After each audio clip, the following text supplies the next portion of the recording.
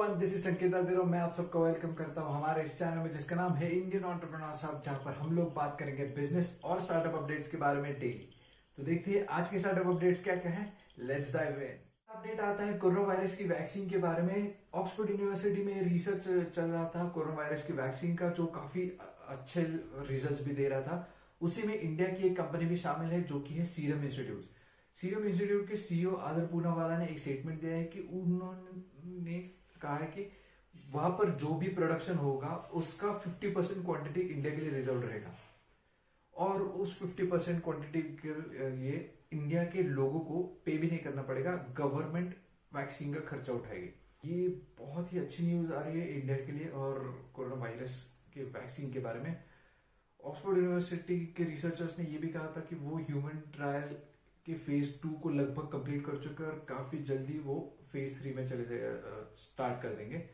तो बहुत तेजी से वहां पर काम चल रहा है और बहुत ही जल्द हम लोग उनकी वैक्सीन एक्सपेक्ट कर सकते हैं। तो जैसे वहां पर वैक्सीन बनेगी, उनका जो भी प्रोडक्शन रहेगा उसका 50% वो इंडिया में भेज देंगे। काफी अच्छी बात है इंडिया के लिए। Let's keep our fingers crossed. दूसरा अपडेट आता है अमेजोन के बारे में। अमेजोन रिलायंस रिटेल और जियो मार्ट में 9.9% स्ट्रेटेजिक स्टेक्स एक्वायर करने के बारे में बात कर रहा है। स्ट्रेटेजिक पार्टनरशिप करने की वो बात कर रहे हैं। अभी ये अमेजोन की पहले से आदत रही है कि अमेजोन के पास बहुत ज्यादा पैसा है, बहुत ज्यादा रिसोर्सेस है, तो वो उन रिसोर्सेस और उन पैसे को यूज करने से बिल्कुल भी नहीं कतराते। तो जहां जहां पर उन्हें अपॉर्चुनिटीज नजर आती है उस हर सेक्टर में वो चले जाते हैं। और अगर उस सेक्टर में वो खुद नहीं जा सकते तो वहां के लोगों को, वहां की कंपनीज को वो खरीद लेते हैं। पहले भी बहुत बार अमेजोन ऐसा कर चुका है और अभी भी इस डील के साथ भी अमेजोन वही करना चाहता है। क्योंकि अभी विजन क्या है अमेजोन का कि रिलायंस जियो मार्ट एक इंडिया का मेजर प्लेयर बनने वाला है ग्रोसरी सेगमेंट में। और अमेजोन का खुद का भी एक ग्रोसरी सेगमेंट है, ग्रोसरी बिजनेस है। पर अमेजोन को ये साफ नजर आ रहा है कि जैसे ये जियो मार्ट फुल फ्लेज चालू हो जाएगा, उनका ग्रोसरी वाला सेगमेंट लगभग कट हो जाएगा। तो वहां पर जो उनको लॉस होने वाला है, वहां पर जो कस्टमर्स वो छूटने वाले हैं, उस लॉस को कम करने के लिए, उस रिस्क को कम करने के लिए वो पहले से ही इस कंपनी में स्टेक्स लेके रखना चाहते हैं। उन्होंने पहले भी ये मूव किया है। पहले वो मूव उन्होंने किया था फ्यूचर रिटेल के साथ, जो कि ऑपरेट करती है बिग बाजार को, यानी कि बिग बाजार की चेन में उन्होंने अब तक मेजोरिटी स्टेक्स लिए थे। पर अब वो डिसीजन मेकिंग, कंट्रोलिंग स्टेक्स लेने के बारे में सोच रहे फ्यूचर रिटेल में। अगर वो कब डील भी कंप्लीट हो जाती है तो फ्यूचर रिटेल भी अमेजोन ही कंट्रोल करेगा और जियो मार्ट में भी काफी हद तक उनका स्टेक रहेगा। तो इस तरह से अमेजोन इंडिया में ग्रोसरी सेगमेंट में भी एक स्टेबल पोजीशन पर रहेगा। भले ही अमेजोन का खुद की दुकान से पैसा नहीं आएगा, पर वो आजू बाजू के दुकान में से रेंट के थ्रू पैसा कमाएंगे। इस तरह का कुछ उनका बिजनेस मॉडल अभी चल रहा है। तो देखते क्या होता है अमेजोन के साथ। पर मानना पड़ेगा जेफ बेजोस का बिजनेस माइंड बहुत ही अच्छा है, बहुत ही ज्यादा शार्प है और इसीलिए वो, और ये दिखता भी है क्योंकि इसीलिए वो दुनिया के सबसे रिचेस्ट आदमी बने। तो देखते क्या होता है आगे। फ्लिपकार्ट के बारे में, फ्लिपकार्ट अब एक्वायर कर रहा है वॉलमार्ट होलसेल को। जो भी वॉलमार्ट का इंडिया में होलसेल बिजनेस था, उस बिजनेस को फ्लिपकार्ट एक्वायर करने वाला है और वो खुद के अंडर रन करेगा, फ्लिपकार्ट ग्रुप के अंडर वो रन करेगा। फ्लिपकार्ट बहुत ही जल्द खुद का होलसेल बिजनेस भी लॉन्च करने वाला है। उन्होंने लगभग कहा भी है कि वो नेक्स्ट मंथ उस होलसेल बिजनेस को लॉन्च करेंगे और शुरुआत करेंगे वो 2 कैटेगरीज में, ग्रोसरीज और फैशन, इन 2 कैटेगरीज में वो शुरुआत करेंगे। तो उसी के लिए उन्होंने वॉलमार्ट का ये जो बिजनेस था, होलसेल बिजनेस था इंडिया में, वो एक्वायर किया है। अभी टेक्निकली देखा जाए तो फ्लिपकार्ट खुद वॉलमार्ट की कंपनी है और तो फ्लिपकार्ट ने वॉलमार्ट का एक अलग बिजनेस एक्वायर करना लॉजिकली काफी ट्रिकी लगता है। पर सीधी सिंपल सी बात है, कोई ज्यादा इधर उधर कुछ नहीं हुआ है, बस उन्होंने एक पार्ट ऑफ बिजनेस को एक कंपनी से दूसरी कंपनी में शिफ्ट किया। एक्विजिशन वगैरह मतलब ज्यादा मतलब पैसे का कोई लेन देन नहीं हुआ है, सिर्फ टेक्निकल टर्म्स में थोड़ा सा चेंज कर दिया कंपनी ने। तो देखते हैं आगे जाते हुए, जब ये फ्लिपकार्ट अपना होलसेल बिजनेस इंडिया में लॉन्च करता है तब वो कितने अच्छे से सक्सेसफुल हो पाता है, क्योंकि इंडिया में अभी ये होलसेल ई कॉमर्स भी अभी धीरे धीरे बढ़ रहा है। इंडिया मार्ट बहुत सालों से उसमें था, पर इंडिया मार्ट क्या पता क्यों बहुत तेजी से आगे नहीं बढ़ पा रहा। वो ज्यादा तेजी से ग्रो नहीं करते। उड़ान अभी अभी आया और वो कब का आगे निकल चुका है, यूनिकॉर्न भी बन गया, पर इंडिया मार्ट अभी भी धीरे धीरे चल रहा है।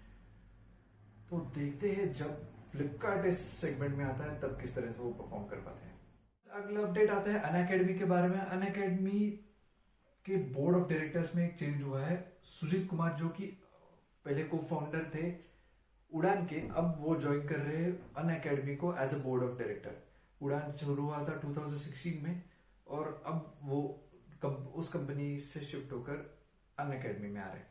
अनअकैडमी को उनके एक्सपीरियंस का काफी अच्छे से फायदा होगा और इस लेवल पर से आगे बढ़ने के लिए अनअकैडमी को बहुत ज्यादा अच्छा बेनिफिट होगा सुजीत कुमार के बोर्ड ऑफ डायरेक्टर में आने के बाद।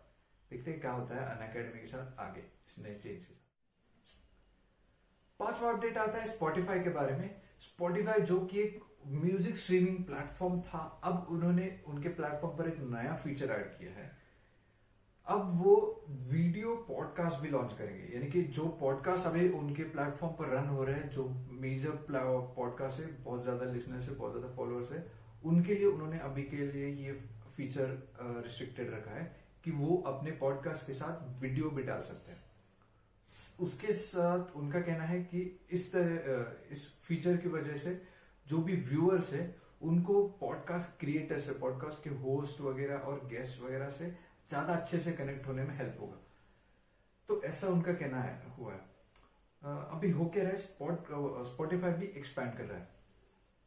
अभी हम लोग सब जानते हैं कि वीडियो स्ट्रीमिंग बहुत ज्यादा बढ़ गई है। लोग वीडियो कंटेंट को बहुत तेजी से कंज्यूम कर रहे हैं, बहुत अच्छे से कंज्यूम कर रहे हैं। तो स्पॉटिफाई उस मामले में लैग कर रहा था कि स्पॉटिफाई के पास सिर्फ ऑडियो कंटेंट था, तो अब वो धीरे धीरे उनके प्लेटफॉर्म पर वीडियो कंटेंट भी डाल रहा है। तो क्या पता आगे जाते हुए स्पॉटिफाई खुद के भी कोई वीडियो कंटेंट बनाना चालू करे और खुद के प्लेटफॉर्म पर वो पोस्ट करना चालू करे। हालांकि अभी ये बहुत ही छोटे लेवल पर होगा, सिर्फ पॉडकास्ट पर ही वीडियो डाल सकते हैं। धीरे धीरे वो स्प्रेड जरूर करेंगे, ये तो हमें नजर आ रहा है। देखते हैं क्या होता है आगे जाते हुए और इस नए फीचर को स्पॉटिफाई पर कितना अच्छा रिस्पॉन्स मिलते हैं।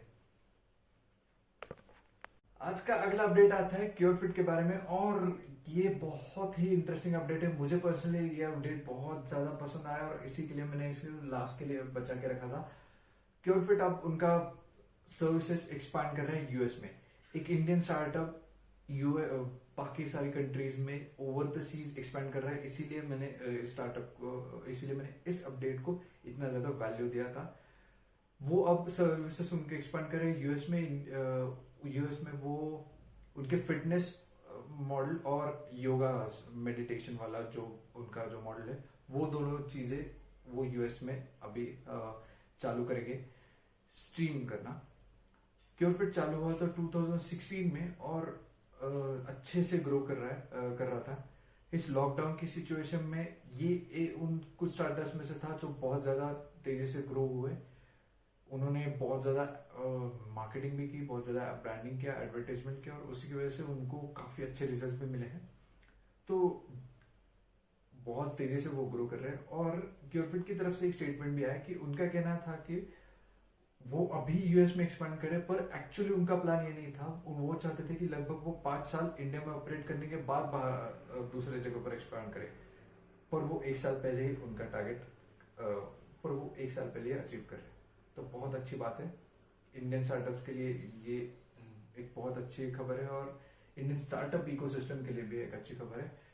तो देखते हैं क्या होता है आगे जाते हुए क्योरफिट और बाकी सारे स्टार्टअप्स के साथ। तो बस दोस्तों यही थे आज के स्टार्टअप अपडेट्स। अब मिलते हैं अगले एपिसोड में कुछ और नए इंटरेस्टिंग अपडेट्स के साथ।